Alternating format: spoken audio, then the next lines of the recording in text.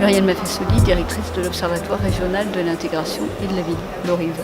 On est ce qu'on appelle entre guillemets un centre de ressources, c'est-à-dire que l'idée c'est qu'on traite des sujets qui sont complexes et du coup l'idée c'est de dire qu'il faut mettre à disposition des ressources parce qu'il y a déjà des travaux qui existent, faut donner la possibilité de permettre aux gens de se retrouver parce que finalement chacun porte des éléments d'analyse sur ce qui se passe, etc.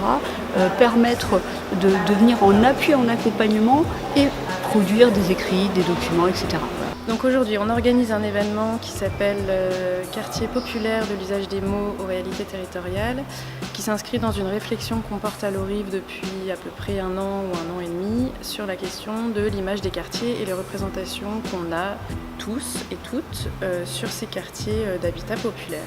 Du coup, on a organisé une journée d'échange à l'échelle régionale donc du Grand Est, où on a invité des intervenants à la fois qui apportent des contenus théoriques. Puis l'après-midi, on illustre ça avec un forum des initiatives. Souvent, par rapport aux quartiers dits populaires, aux quartiers politiques de la ville, les habitants mettent en avant qu'il y a une difficulté d'image. On avait envie de réfléchir ensemble sur comment on peut parler de ces quartiers, comment on parle des habitants et habitantes de ces quartiers, comment les professionnels peuvent entendre un certain nombre de points et mettre en valeur plein d'actions qui sont menées à l'initiative d'habitants ou de professionnels. C'est à la fois apporter des ressources aux participants, donc d'où la présence de chercheurs et maîtres de conférences ou de sociologues.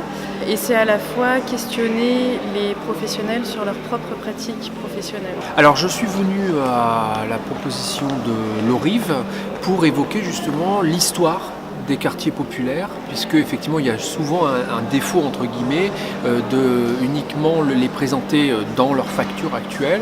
Or moi mon plaidoyer c'est au contraire de remettre ça dans la longue durée et montrer que les problèmes qu'on rencontre aujourd'hui étaient déjà des questions ou des problèmes qui se posaient par exemple au 19e siècle.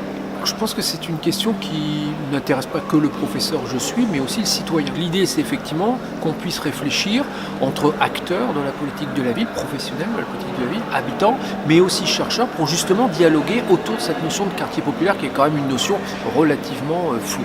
La question des représentations sociales de l'urbain est une question depuis ma thèse.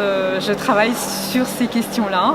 Une raison essentielle, c'est que j'essaye en fait de définir ce qu'est la réalité sociale et urbaine. Et un des moyens pour définir cette réalité urbaine, c'est de définir les représentations sociales à l'égard de cette réalité urbaine. Je suis friande de voir des initiatives par les acteurs locaux et de voir concrètement, à l'échelle locale, quelles sont les actions qui sont mises en œuvre pour traiter de cette question-là. Si on est là aujourd'hui, c'est pour parler du projet HLM Histoire de librement se mélanger, un projet qui inclut habitants, professionnels et amateurs, artistes.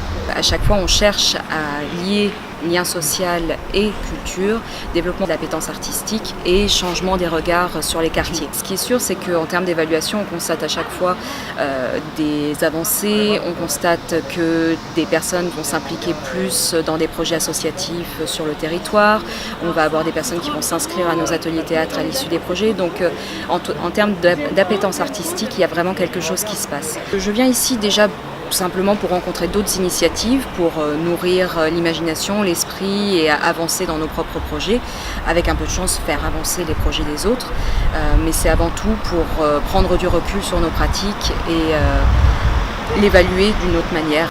Dans l'association, nous on a ce qu'on appelle un média de proximité.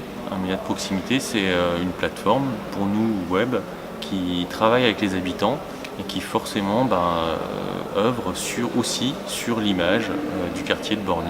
Et donc nous, on va à l'encontre des gens, on va lutter contre certaines représentations, aussi quelques discriminations. C'est toujours intéressant de prendre du recul sur le quotidien, d'entendre un historien, un chercheur nous parler parfois de notre quotidien. Il y avait un intérêt pour ces questions d'image, stigmatisation, mais aller, je dirais, sonder les habitants pour leur demander quelles sont leurs perceptions, leurs représentations des quartiers. Je pense que, modestement, pour avoir participé à la méthodologie de ces évaluations, je pense que j'ai pu insuffler un petit peu des aspects méthodologiques pour essayer de cerner ces questions. Beaucoup de questionnements chez les professionnels voir des choses avec lesquelles ils ne seraient pas d'accord, parce que quand on n'est pas d'accord, ça interroge aussi ce qu'on fait. Donner des clés de compréhension sur c'est quoi un quartier populaire, comment on l'a traité dans le passé, et après, libre aux opérateurs d'en tirer les conséquences, voire les conclusions. Moi, j'aimerais que ça interroge les pouvoirs publics sur ça veut dire quoi faire un appel à projet et contraindre à rentrer dans des cases, alors que justement, c'est ça qui est complexe. Ça pourrait être de dire, des fois, il faut financer des actions pour ce qu'elles sont et pas pour ce que ça produit. Ce que j'espère, c'est que, premièrement, ça donne véritablement envie aux acteurs de la politique de la ville de poursuivre ce travail que j'ai moi-même engagé, mais sur un plan national, de la mémoire des quartiers populaires. On a la mémoire de Versailles, par exemple. On sait très bien quand ça a été construit, comment ça s'est développé, etc.